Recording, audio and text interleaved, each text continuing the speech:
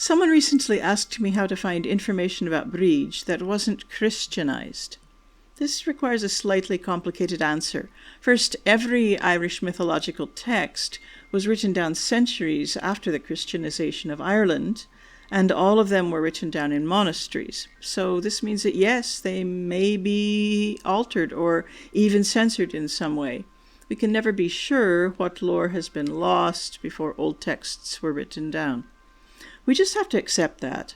However, I think what we can do is we can look at early texts objectively and ask, does this sound like Christian propaganda? Many of the scribes who did this work appear to have been at least as interested in scholarly pursuits and in preserving old stories as they were in trying to sweep pre-Christian beliefs under the carpet. Remember that the monasteries were the main seats of formal education at the time, so not everyone who worked in them was as much of a religious fanatic as you might imagine.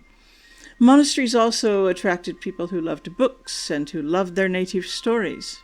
It's worth bearing in mind that the first hagiography, or saint's biography of St. Brigid of Kildare, was written down about the year 650. So that's about 2 centuries before any text about the goddess Brigid that we have.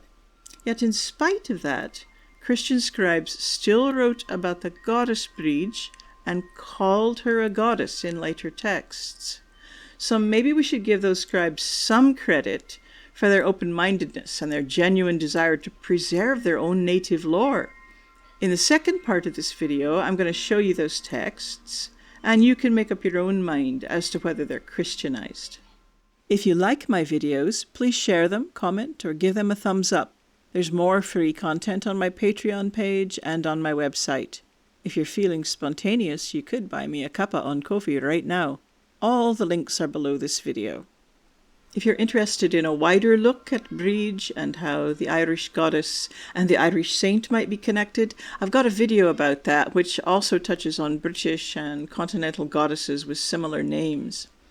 So now let's focus on the original question. What do we know about Brigid, the Irish goddess?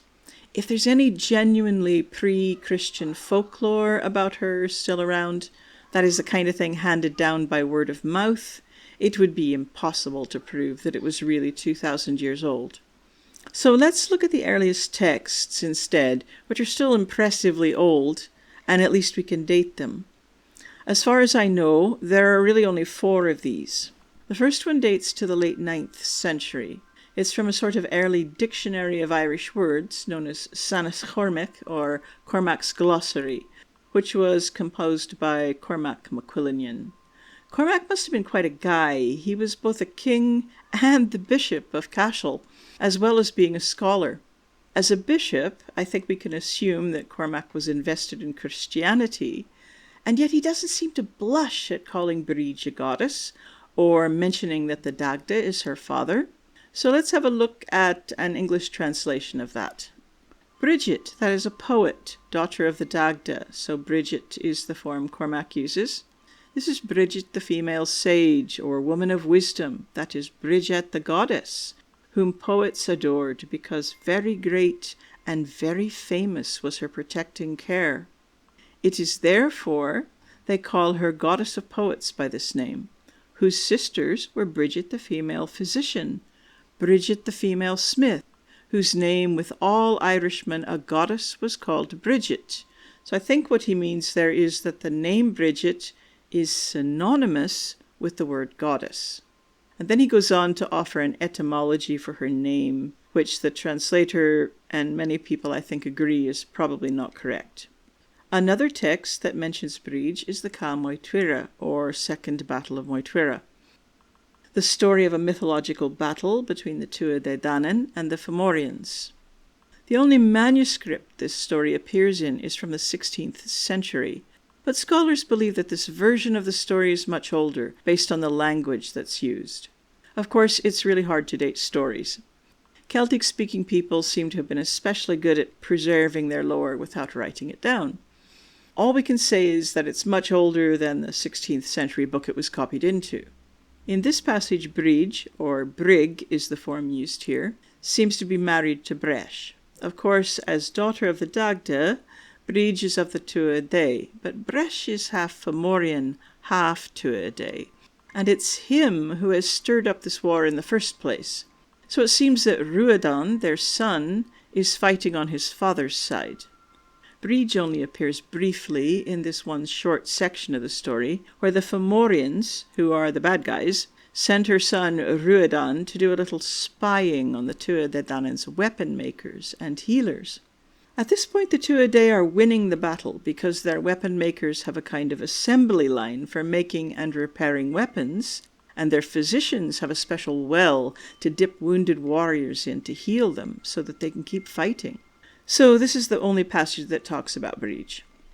So the Fomora picked a man to reconnoitre the battle and practices of the Tuired, Ruadan, the son of Breis and Brigid, the daughter of the Dagda, because he was a son and grandson of the Tuired.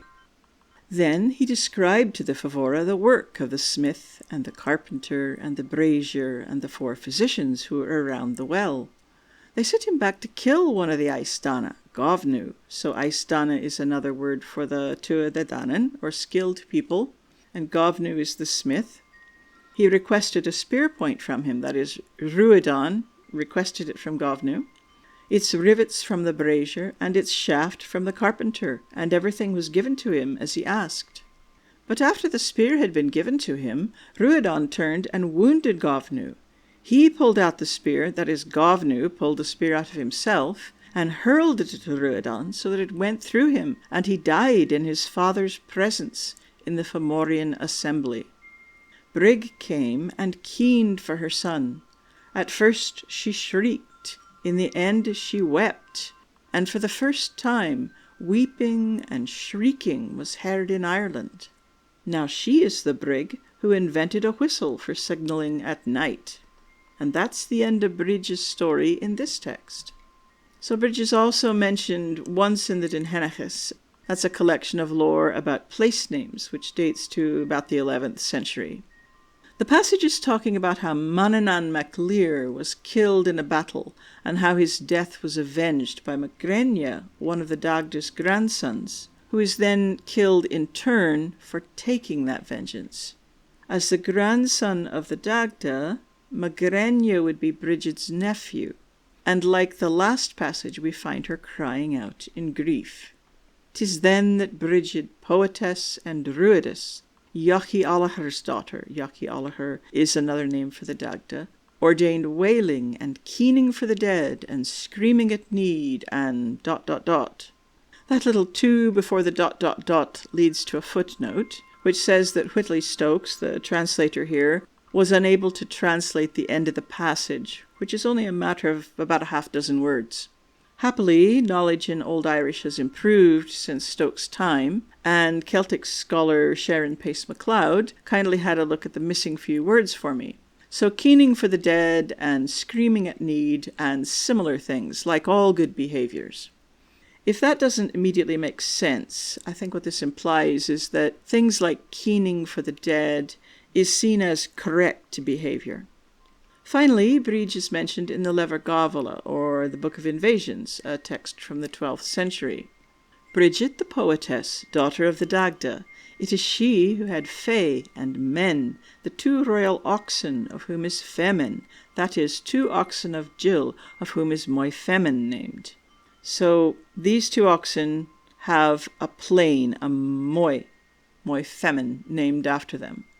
And with them was Tuired, king of the boars of Ireland, so a boar like a big male pig, of whom is Tuired named. With them was heard the 3 demon cries in Ireland after ravaging, whistling and wailing and outcry. So ravaging here could mean rape, but it's probably referring to ravaging the land, like burning crops and villages. And with them was Tuired, king of the wethers. Now, a wether is a castrated male sheep in modern English, but I'm guessing that this is a breeding male, this sheep. So with them was Tuired, king of the wethers of Ireland, of whom is Tuired named, and with them was Cerman, and Kermit, and the Macog. Now, Kermit is a son of the Dagda, and so is the Macog. I assume Cerman is too, but I'm not familiar with him. So I'm going to leave it up to you to interpret these 4 texts. But to make that easier, let's summarize them. So this is what we know. 4 of these texts, all 4, call Brigid the daughter of the Dagda. So that's easy. 3 of them call her a poetess.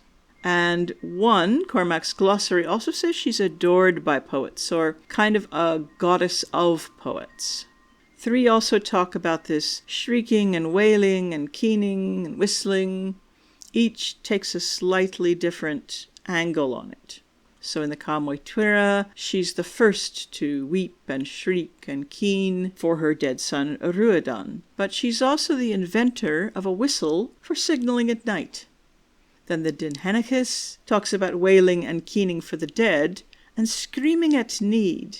I'm not sure what that means. Does that mean screaming when you're in trouble? Possibly. But anyway, it suggests that this is correct behavior. Finally, the Gabála talks about 3 demon cries after ravaging. Whistling and wailing and outcry. Kind of puts them all in the same category.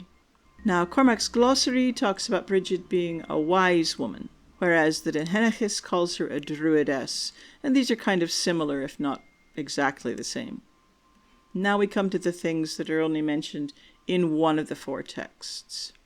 So in Cormac's Glossary, as well as being a poetess, we hear about her 2 sisters, goddesses of healing and smithcraft. So this is kind of the origin, I think, of the triple goddess idea. It's also Cormac who talks about her name being synonymous with goddess. Then the Tuired is the only one which gives us any relationships for Brigid, like the mother of Ruadan and the wife of Maige. And finally, it's the Gabála, which gives us all these famous male livestock, after whom plains are named. So this is what we know. If you'd like to look at these texts for yourself, they're all available online, and I'll put links to them in the description. I hope this has been helpful. Thanks for listening, and a special thanks to Sharon Pace MacLeod for her help with that text.